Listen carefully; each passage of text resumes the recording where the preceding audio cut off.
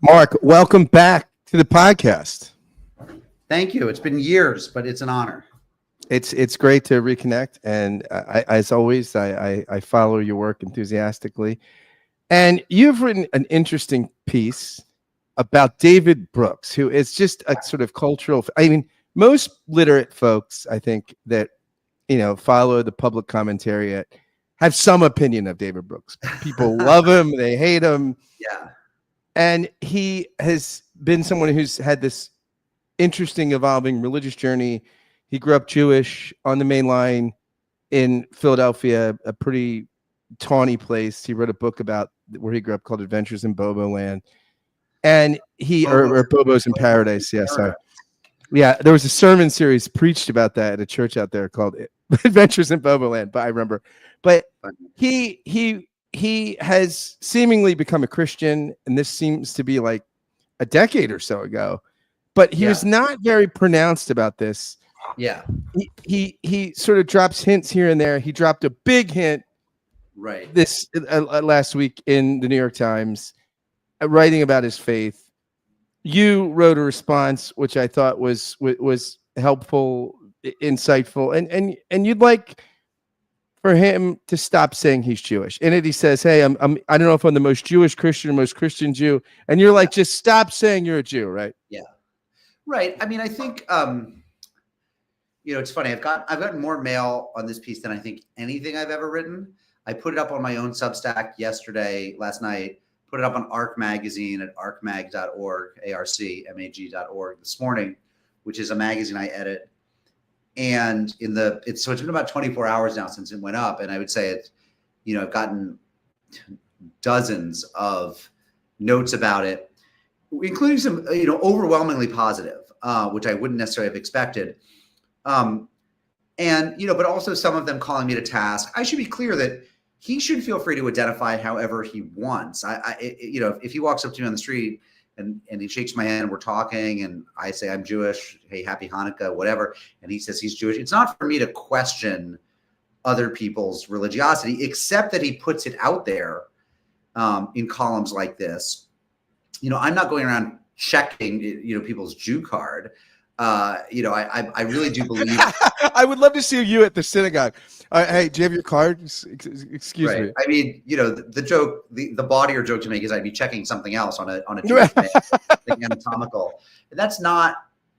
First of all, that wouldn't even work these days. So, circumcision rates among Jews are probably falling pretty precipitously. But it's and among Gentiles among Gentiles. I mean, ubiquitous. It's not for exactly. So it's not for me to say who he is or how he identifies or what's in his heart. I mean, that's not. I'm not in the business of keeping people out of a tent or putting them in another tent. I'm the farthest thing from an identity politics gatekeeper that you can imagine. I know you personally, by the way, for our listeners. When he says, I that's how I experience you too. I mean, that's not who you are. I'm just not interested in asking people to prove their authenticity or their bona fides in any way, shape, or form, except that he writes these columns, and this is not the first, in which he professes a kind of theological point of view or theological sophistication, and he wants to explain in this latest column, but also in others to a greater or lesser extent, how he's Jewish and Christian in a fairly strict theological sense, not in a sense of cultural identity, but in a sense of, according to, the tenets of the faith, at least when it comes to Christianity. When it comes to Christianity, he wants to say that he's read the book of Matthew, he's read the Gospels, and he believes they're true. So he is a Christian. But then he also says, and I'm Jewish. I assent to the whole shebang, as he puts it. I'm both. The problem, of course, is that if you are a Christian in the book of Matthew sense, that you assent to the truth of the Gospels, and he's fairly cagey about whether he believes in the historical truth of the resurrection. He's never actually said. He's also never said. What's interesting is, as I read the piece as a Christian, I thought this could be a conversion to Platonism. That I've seen the truth of the forms. I've seen absolute. I mean, there's something a moral perfection. He talks about the Beatitudes as sort of the zenith of right? Yeah, and I'm like, this is not something recognized. This could be Plato's Republic. this could be, or William James's Varieties of Religious Experience. It could also, I got a note from a very, a Jew who is an ordained rabbi, as well as someone with a strong background in Jewish studies, has excellent Hebrew, has excellent Torah and Talmud skills, a serious Jew, who said, well, what he's really saying is he's a kind of mystic. He's not a Jew in the normative rabbinic sense that most Jews think of today. His qualifications for talking about Judaism are that he's having all these mystical experiences, some of which feel Jewish to him, and that almost neo-Hasidic in his Judaism. So again, it's a weird piece, but what I want to say is he needs to stop talking about Judaism and Christianity as if they are theologically compatible. People who believe that the Old Testament is true and that the New Testament is true are Christians. That's in fact what Christianity is. It's people for whom the Holy Scriptures comprise the Old Testament and the New Testament. And this is not sophisticated theological knowledge. This is not Wikipedia level, entry level stuff. This is basic Google searching, right? This is basic Wikipedia.org, Google.com level theological knowledge. The Christians believe in the necessity and the sufficiency of two books, the Old Testament and the New Testament. That's it. If you believe in the truth of those, that's what makes you Christian. And you believe that the fact that the New Testament came to supplement the Old Testament excuses you from certain obligations of the Old Testament, commits you to new obligations like public baptism, for example, right? Proclaiming the truth, accepting the truth publicly, spreading it, some Christians would say, and so forth, right? Paying retail. I'll let you get away with that one. So, for him to say, I've never felt more Christian than I do now, having read Matthew, and I've also never felt more Jewish, is a classic Christian statement, right? The Rabbi Jesus came along to make my Christianity real and my Judaism even truer. That is a statement that makes sense within a certain discourse, which is a Christian discourse, right? There is a sense in which Christians feel that they are Jewish and that they are Christian. But to normative Jews, to the contemporary world of American Jews living in what we think of as Judaism, that is nonsensical and also borderline offensive, because what Jews are, among other things, are people who do not believe that a new book has come along to improve, supplement, or complete the Hebrew Bible, right? But you're kind of the only group that's not supersessionist. Every other group, right? Islam, Christianity, Mormonism, everybody kind of says, hey, we've got the fulfillment of, and you guys are like, hey, we've got the foundational thing. I would hold off and say every other group, because I think, and I'm not theologically literate enough in these other traditions to say for certain. My understanding is that that polytheistic traditions like Hinduism and Buddhism, are not supersessionist. Right. I mean, only in the Western monotheistic. Yeah, but certainly, Abrahamic.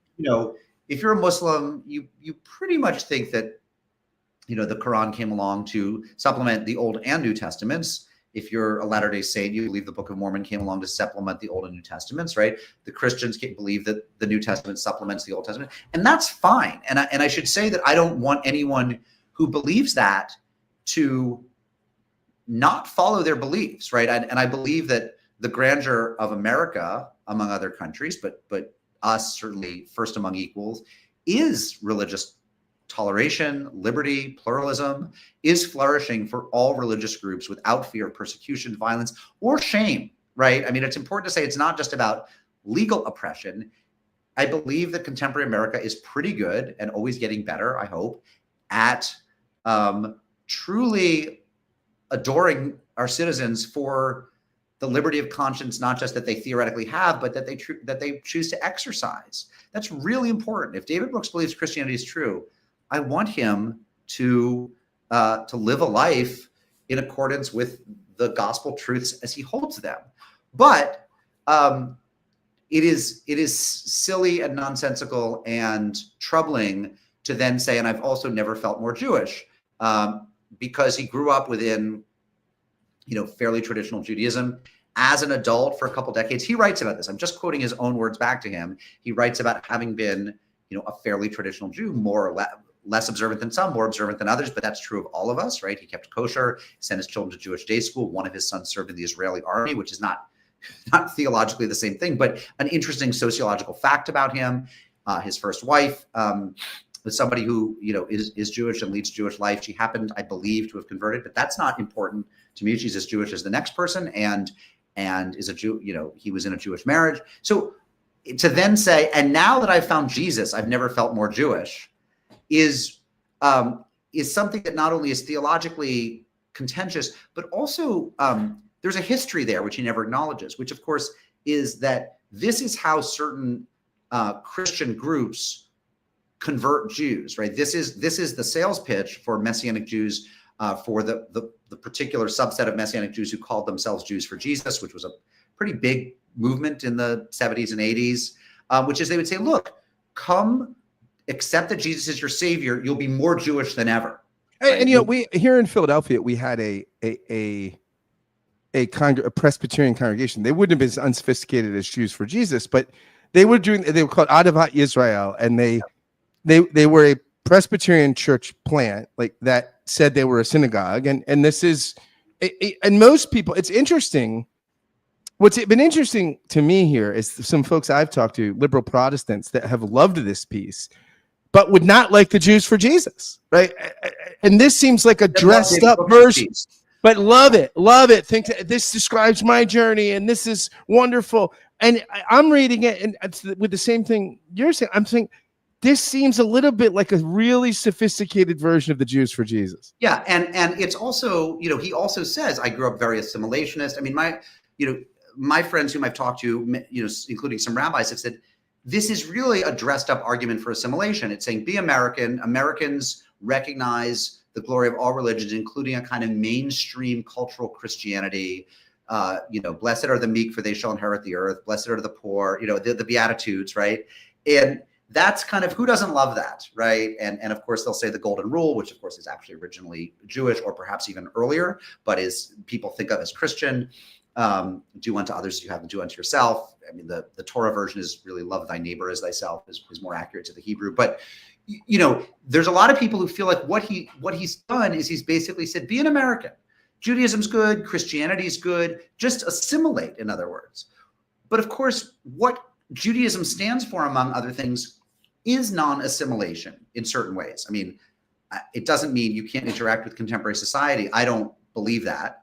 And I always went to secular schools all the way through graduate school, and I am fully engaged in secular life, and my children are as well. And our friends, I would say, are mostly non-Jews, but include plenty of Jews and others, and Muslims and Hindus and Latter-day Saints, you name it. I believe in the American pluralist experiment and a kind of assimilation. But religiously speaking, Judaism is highly particularist. And so saying we're going to do it all, including Judaism, is to misunderstand Judaism.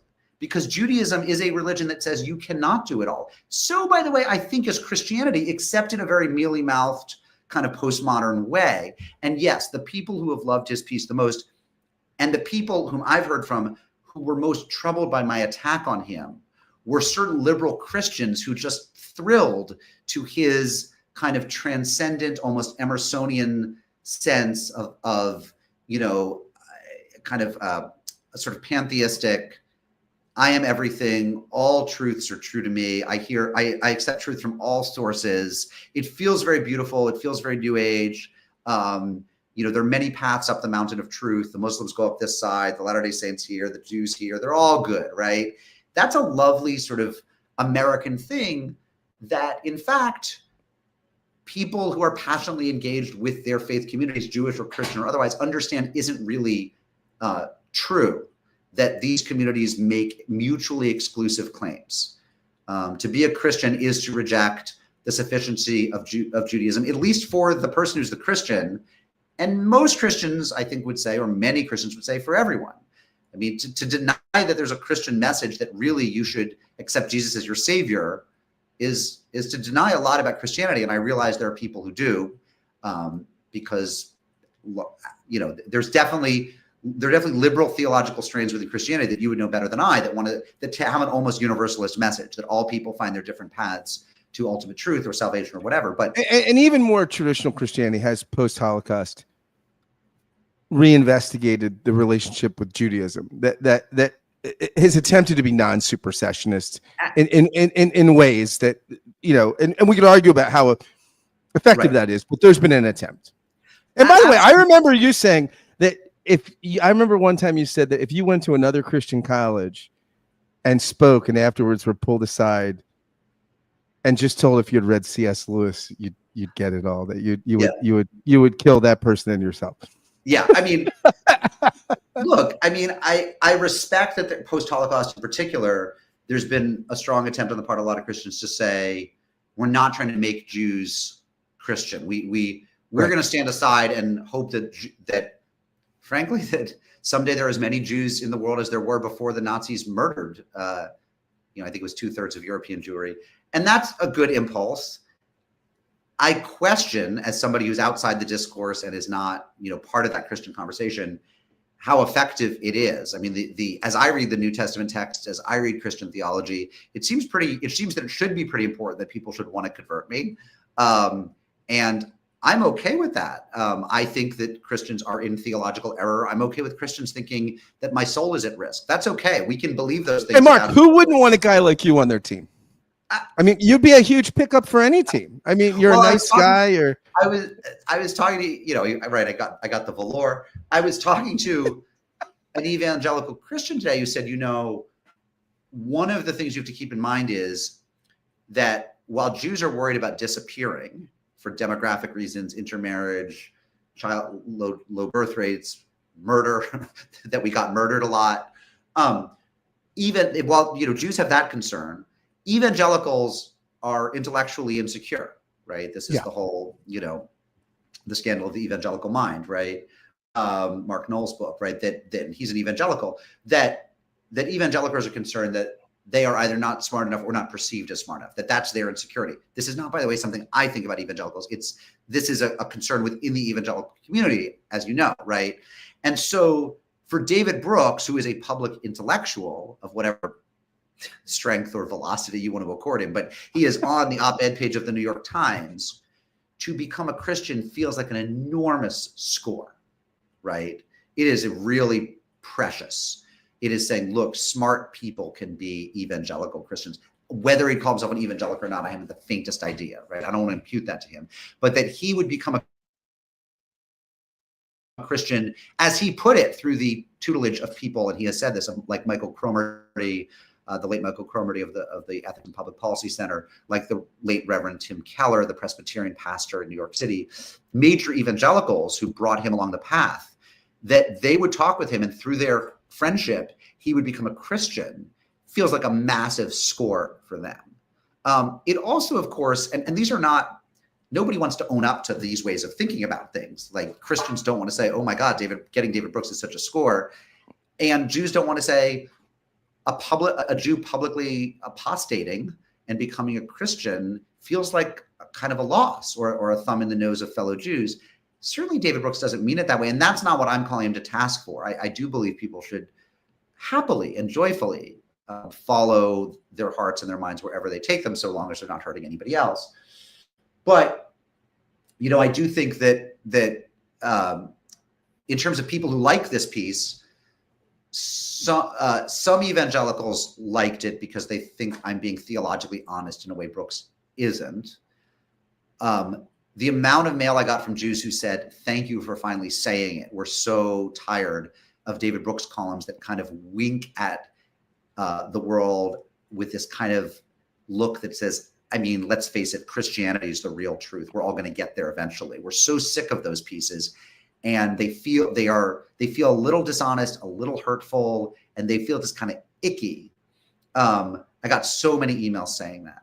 But again, I got several very critical emails from liberal Protestants who, one of whom said, well, look, he's some sort of universalist. He thinks it's all true. Isn't that what the world needs? Isn't that what's going to stop war in the Middle East? Isn't that what we need? I mean, one person actually said, isn't that the antidote to the settler movement on the West Bank? Basically, people like David Brooks are going to stop the crazy Jews. Like, we need more Jews to go slightly Christian.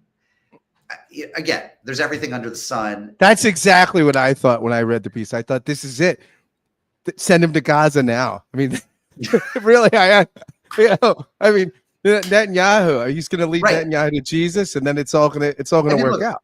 Look, do I think that he'll be a better Middle East envoy than whoever Trump appoints? Yeah, I would absolutely send Who did Trump appoint? Charles Kushner? I forget who the Middle East. No, it was well, the ambassador to Israel is now Huckabee. Reverend Mike Huckabee is it Mike Huckabee? Yeah, he's a smart dude. He might actually do a good job. But anyway, it really, there were a lot of liberal Protestants, I think, who read this piece and just thrilled to it. It's exactly, it cites Christian Wyman's poetry in it. I like Chris Wyman. He's actually a friend of mine. We live not far from each other, and we often see each other at the same New Year's party. So I may see him within a few days. But and I like Chris. I like his poetry. I think he's a great essayist as well. He like Marilyn Robinson is one of those figures on the liberal Protestant side. I might even say the liberal Protestant left. He's a strong Christian. Some might. He's not at odds with evangelicals. I don't know if he'd call himself one, but he's a kind of passionate Christian in a mystical sense that feels very universalist and peace-loving, a kind of on-ramp for a lot of people who might be uncomfortable calling themselves evangelicals.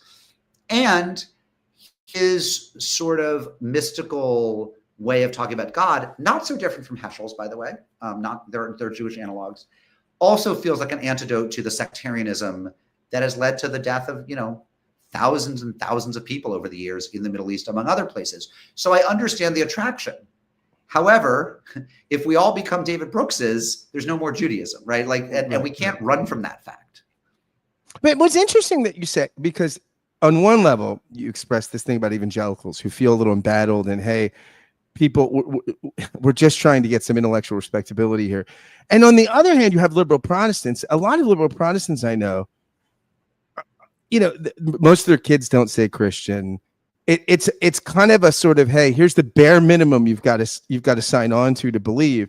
And so this kind of minimalist yet universalist sort of stuff, it's kind of a pick me up for the liberal Protestants too, right? I mean, a lot of people in Brooks are seeing a cipher. There's for their own hope for faith, for public faith. That's really interesting. I mean, I should say that one of the tenets here is that when Brooks writes about the kind of Christian he does sound like a sort of mystical liberal Protestant, sort of the best Unitarian or Congregationalist preacher you'll find. If you walked into a Unitarian church that happened to have a theologically highly literate and passionate minister with Christian training, but somebody who now had a more universalist message, that's what David Brooks sounds like.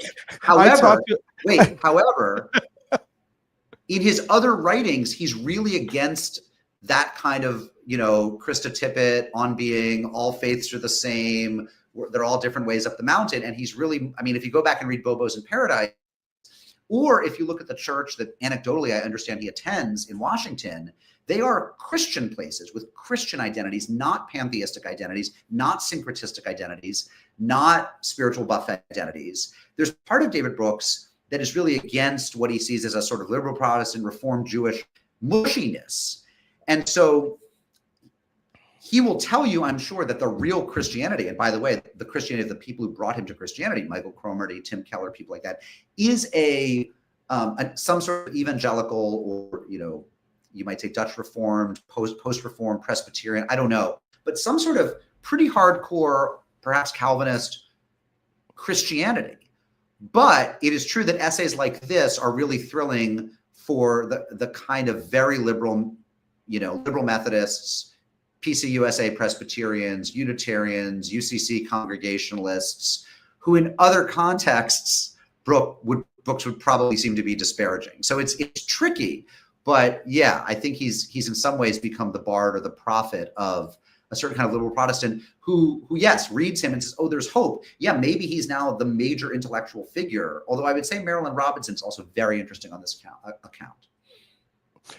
It's funny because you talk about these liberal Protestants. I have a dear friend who's a UCC pastor. It's not his denomination, but he serves a UCC congregation. And we were talking about this piece, and I said, this is sort of thin. This is thin. It's syncretic. It's all the stuff that theology. And I don't have a problem with him being that kind of. But to me, this is, this is thin. And he said, "Wow, people in my congregation want to meet with me about it and talk about it over coffee. For them, this blazing faith. He might as well be Billy Sunday or something, right? No, So, I was emailing with a friend of mine inside a major American publication, a Christian who is super intellectual and works at a publication that, it's not the New York Times or the New Yorker, but that level, like a place that's really filled with people who are at least intellectually quite capable. And this person is theologically quite sophisticated. And before they knew what I thought of this piece, they texted me and said, have you read this amazing piece in the Times? I mean, this piece blew them away. It's because it pulled together, Christian Wyman and Heschel and David Wolpe, and I don't know if there was some C.S. Lewis in there. Like, it seemed to pull together so much and be so well sourced. And yet, at the end of the day, the message quite literally is, I believe the whole shebang. It's all true. And that's not actually, it's a defensible message, but it's actually not a tough argument to make. And it elides a lot of problems. And as I argued, it also kind of says, hey, Jews, just believe in Jesus. Just do the Jesus thing. There's no sense that he has in any way stepped away from normative Jewish teachings, that he's rejected, if not Jewish community, synagogue life. He was a synagogue member. He went to Adas Israel in Washington, very big. It's the synagogue of Ruth Bader Ginsburg and lots of others, right? It's like the place. And he was a member there, and his kids went to the big conservative day school. And he stepped away from one community, left it. It was not, and he said, I never believed in it. And that's something to sort of reckon with. Hold on, my dad wants me. Yes, Dad. Okay, well, ask her what else she'd like. That was for her. She's the one who wanted the saag paneer. We have Indian food issues here. So, cosmopolitan American life. You're living the dream. The takeout in Springfield, Massachusetts at my dad's house. Look, when Indian foods made it to Springfield, Massachusetts, when I grew up, let me tell you, Scott, sometime we should talk about the culinary experience of growing up in the 413 area code. Domino's Pizza, Friendly's restaurants. Conversation another time. I am in the anti-foodie. I was raised on food that most food snobs would never touch, and I am here and healthy. I was raised the same way. Parents that didn't go to college in Southern New Jersey. That Friendly's, Domino's, that was it. And my parents went to college, and that was but that was the thing. That was the 70s and 80s. People forget. Like, you could be. And what's more, they were not. NPR existed, but we didn't listen to it. We listened to Morning Zoo, Crazy Radio, because it was okay to be a normal person in the 70s days. My dad went to Yale and didn't feel that he had to raise his kids on NPR and elite ethnic food. So don't even get me started. Different question, different rant. But there are people who read this and it blew their minds, partly because it was telling a lot of people, in particular, a lot of Christians, something they wanted to hear. I can tell you that it was not telling Jews anything they wanted to hear. Maybe some of them, I haven't heard from them. I've heard from dozens and dozens who said, either I read his piece and I was knocked over by how offensive it was, or ridiculous it was, or ignorant it was, or something. Or in some cases, I read his piece and something about it left me very unsettled and I couldn't put my finger on what. And then I read your piece and it helped me understand what about his had unsettled me. And that's, again, if my inbox had been filled with blistering, thoughtful critiques, and I've certainly written those pieces, I would be the first to tell you. And it wasn't. It was one of those, my response to him felt almost, it was consolation to a lot of people who've been really bruised, not literally, but intellectually bruised by reading his piece. Yeah, and I feel like on one level, it could be read as, hey, Jews, just come over to Jesus. It's all right. The water in here is fine. But it also could be read, and I think the more obvious, the reading that probably many will take away is this space that Judaism says is problematic. That this is a syncretism that can't go, right. It doesn't work. And it's not a big deal. It's really not a big deal. You can, it's like a cheeseburger. It's not that big of a deal, right? It's like the pork latte they now have in Starbucks in China, which is a real thing, a pork latte. Real, wow. What could be less kosher than the pork latte, right? It's almost like, screw you, here you go. But it's almost like saying, hey, this isn't really a problem, right? That this thing that the tradition has said is really out of bounds. in bounds. Yeah. I think most people, if we're honest, probably think we have access to the right way to live. I think that I certainly meet people who I think are Jew curious, who I think would be happier if they were Jewish. I also meet people who seem to be made miserable by the faith community they're in and should leave and stop feeling that they have to go to synagogue or church or mosque or whatever. They're doing it out of guilt or out of some sense of habit that's not serving them well. So, I think we all encounter other people probably with insecurities and ways in which we feel we have no idea how to live, but in certain lanes, we feel like we figured it out. And I feel that Brooks, I think it's impossible to read his piece without thinking he's recommending this. He's recommending this life of sort of universal awe and openness, a sort of like promiscuous engagement with all faiths and what it's done for him. Among other things, one thing it's done for him, and this might be the right thing for him, is it's detached him from one faith community as he's reattached to another. Again, I don't know the guy. I've met him twice briefly. I mean, literally 4 minutes one time, 30 seconds the next. I don't know the guy. I've heard from others that he is a generous, lovely spirited soul. I have a couple friends who are very loyal to him for personal kindnesses he's done. I wish him well, but to do what he's done, again, which is sort of accept that Judaism and Christianity are, quote, both true, and then go become a Christian and join a Christian church, is the kind of thing that if, replicated out a bunch of times and you don't have Judaism anymore, does he recommend that? Does he think that we should? And, because I am who I am, and I'm interested in what people believe and the fullness of what they believe, I want to know, does he think my soul is at risk? Does he think that, Jews go to hell? These are not unimportant questions. They're not gotcha questions when somebody's coming out and telling you how great the New Testament is, because the tradition that's kind of grown up around the belief that the New Testament is true is one that has often told Jews that we are insufficient or that our souls are at risk. Again, he's allowed to think that. I would just like to have an honest dialogue about it, not a coy hemming and hawing dialogue. Yeah, and one of my best friends is an Orthodox rabbi, lives in the Midwest, and we talk almost every day on the phone. And we're both pretty particular in our convictions, but we've helped each other through religious crises. I complained to him about bad sermons I hear. And that it's interesting. Our particularity doesn't not get we don't have to be mamby-pamby, universal. It's all the above are true to be empathetic with each other, to have interesting dialogues, to encourage one another. We don't, neither of us feels alienated by the other's particular convictions. So I don't think you need to have this mamby-pamby sort of, I hate that word. I'll ban that from my video. But this mushy universalist approach it's actually very bad for dialogue. Yeah. Because what he's saying is, I'm not going to try to persuade you of anything.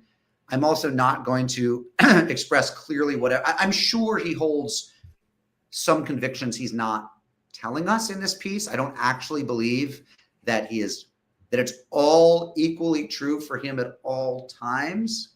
And if it is none of it true, right? If he's assenting to, quote, the whole shebang of the Old and New Testament, is he also assenting to the possibility of Mormonism and the possibility of Islam? Is he actually a universalist, which is its own position that should be articulated and defended, right? Or does he not know yet? Is he a babe in the woods? Which would also be interesting and enrich our conversation. But the more precise we can be about where we are and what we think, the more we actually honor our audience. And to be fair, your standards for this guy, right? I mean, these would not be your standards for a guy at the water cooler that has a messy religious journey and doesn't know, because that guy's not a public figure speaking with some authority, at least publicly, credence lent to him on traditions. Nor are they my standards for Jewish friends of mine who have gone to, hear a sermon in a Christian church or to a Christmas mass and have said that was incredibly moving. I might want to check that out. I say I've put people in touch with people who can help them learn more about traditions that aren't their own. And where it goes is not is not for me to say, right? I mean, I want my friends to flourish. And like you, my best friends are not necessarily in my faith. I mean, when I think of the two close friends I talk to the most, the two male friends I talk to weekly or more, one's a Quaker and one's a Unitarian. And now those are not, again, they're not trying to evangelize me in any way, although I've joked Unitarians are the most evangelistic people I know. They think everyone should be a Unitarian. But seriously, these are not people who are tempted by Judaism. These are people who are very comfortable in their own traditions and can talk to me about them, and I can talk to them about them. And I think that's fine. And my water cooler conversation, even with Jews who are looking elsewhere, is fine. I'm criticizing a piece of writing he did that I thought was an inadequate and, in some ways really like condescending and a piece of writing, and one that insofar as it doesn't take the Jewish sources seriously and gets them wrong is offensive, right? To misread Soloveitchik and Heschel that way suggests to me he's using them to dress up his argument as Jew friendly, right? It would be like if some rabbi wrote an essay that was filled with Jewish sources, but then also happened to cite Thomas Aquinas for a Catholic publication. You'd say, oh, he's kind of like pandering to the Catholics a little bit. I think, there was a pandering quality to it. And by the way, the email I got from a religiously literate person who most agreed with me was from an Episcopal priest who absolutely couldn't abide his piece because he knows and loves Jews and understands Judaism, Jewish theology, and Jewish sensibilities, and understood how casually Brooks treated them in his piece. What's interesting too about the piece to me is generally what I think is most compelling about Christian memoir and Christian testimony in public figures is the Mary Karrs, is the Anne Lamott, is the Nadia Bolz-Weber, the person that has been through the ringer. And there's something about the message of grace where they find a second chance in life, where something in Christianity has enabled them to see their shadow side and get comfortable with it. But that's also, there's not a lot of that. There's not a lot of, hey, I found something existential here. Again, it's more like something like the cave allegory in Plato, right? I see the light. I see, I don't know that you would need the New Testament to get where he gets. Yeah, for universal truth, morality. I mean, it just seems that it's a really watered down cocktail. My sense, if I had to game this out, and again, I don't know his journey, is that what he's been seduced by is a lot of really wonderful Christian writing, right? And so there is no Jewish apologist in English to compete with C.S. Lewis. We don't have that, and the Muslims don't either.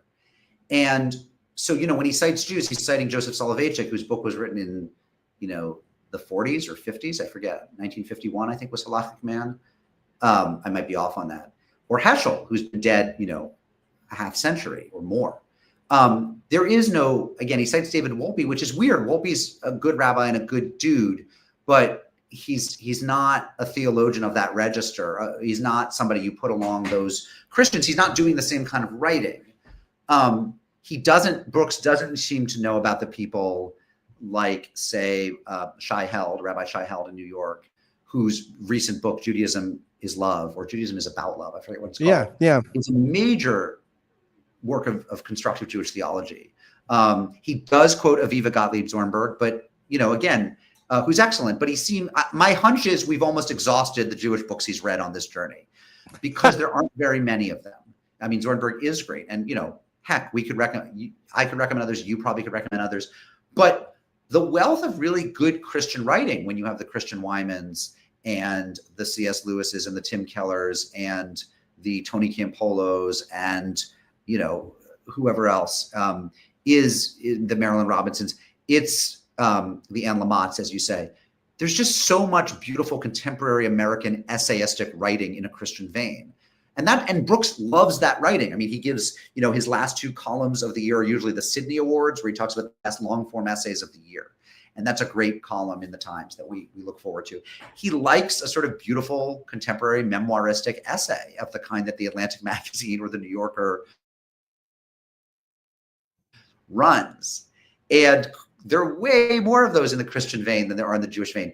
So I don't think he did as much Jewish reading to jumpstart his journey, nor, by the way, do I think that, I could be wrong, that he tried what Judaism really does well, which is living Jewishly, right? What it is to go to synagogue every week and to be, or often, or sometimes, and to be interwoven in the life of Jews. When somebody dies, to go make a Shiva call. When a baby is born, to go to the baby naming or the bris. To be called up to the Torah, to give the blessing over the Torah on a random Saturday. Judaism is to a greater extent than Christianity a religion that adheres in the actions specifically, right? We don't have the way we don't have the same kind of faith, if it's. I've heard it said. I heard a rabbi once say, Christianity is a religion of creed. Judaism is a religion of deed. Yes, I mean that can be an oversimplification, but reductionist. And Judaism, there's a line, from, I think it's from the Mishnah, but a better scholar than I would correct me if I'm wrong.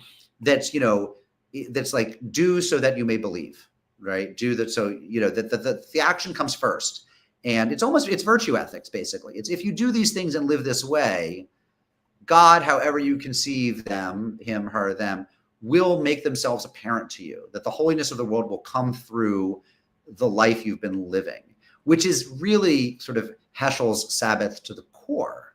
And you may have to take it on faith to start, but then if you live this way, the holiness reveals itself. It doesn't come from theology or books. It doesn't come from the message, right? Now, there are reasons for this difference, which is Jews are not, generally speaking, united by faith. We're united by lineage, by familial connect, by kinship, either literal or metaphorical, right? So a lot of Jewish thinkers, people like Adin Steinsaltz, people like the Lubavitcher Rebbe, a lot of Jews have said, look, it's an extent. Judaism is not a nation. It's not a tribe. It's not a religion. It's an extended family. I would add that like a family, some people actually have blood connection. Some people have married in. Some people have been adopted in. Some people we think are blood kin, but because of, whatever mishigas happened, maybe they're not. Maybe there's a different dad out there. But like the family marches on through time, metaphorically speaking, as if we're all related, as if we're all cousins.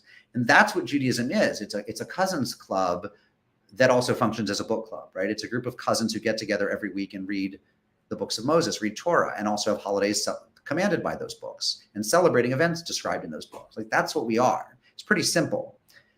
So all you have to do to be a Jew is to be one of those cousins and born into it. Or if you're not born into it, you convert, which is to say, I want to join this kind of unruly gang.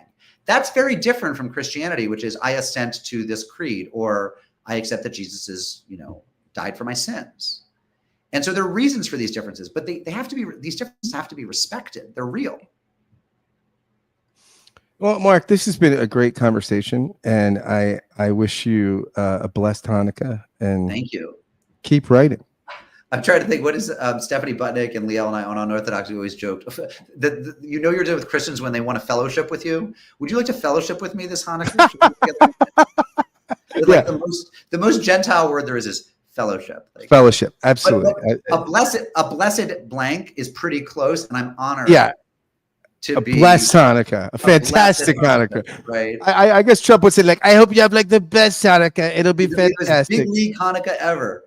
Do you remember when people couldn't figure out was Trump saying big league or big league? Big league, yeah. And I am absolutely convinced, because when I was an adolescent, kids were saying big league, like, oh, I totally won that game, big league. I think he was saying big league with a G. I don't think it was big league. I think it was big league. And I wish you a big league Christmas. Thank you. With lots of wassailing. By the way, as my Christian homie, could you bring back caroling? When I was a kid in Massachusetts, right? When I was a kid in Massachusetts, a lot of years Christians came around with like holding candles and knocked on our door and sang to us beautifully. And it was awesome. And I don't think it's happening in my neighborhood in New Haven. It's not like they're skipping over my house because we have a mezuzah on the door. And so we're obviously Jews. I'm not seeing it at my neighbors' houses. I think it's in decline. I don't see much. Yeah, I think I would say this is the bowling alone thing. Putting them. I mean, it's just these things are just not like the sort of. It's the same thing too. I think this is an analogy, or analogous rather. Caroling is like this. And when I was a kid, I grew up in South Jersey in a small town, and parades were a big deal. A couple times a year, like the 4th of July parade, once in a while, one other parade. And there were floats, right? And the Kiwanis had a float, and the Key Club, and sometimes the church would have a float. And, the Republican auxiliary would have a float. And the kind of social cohesion it took.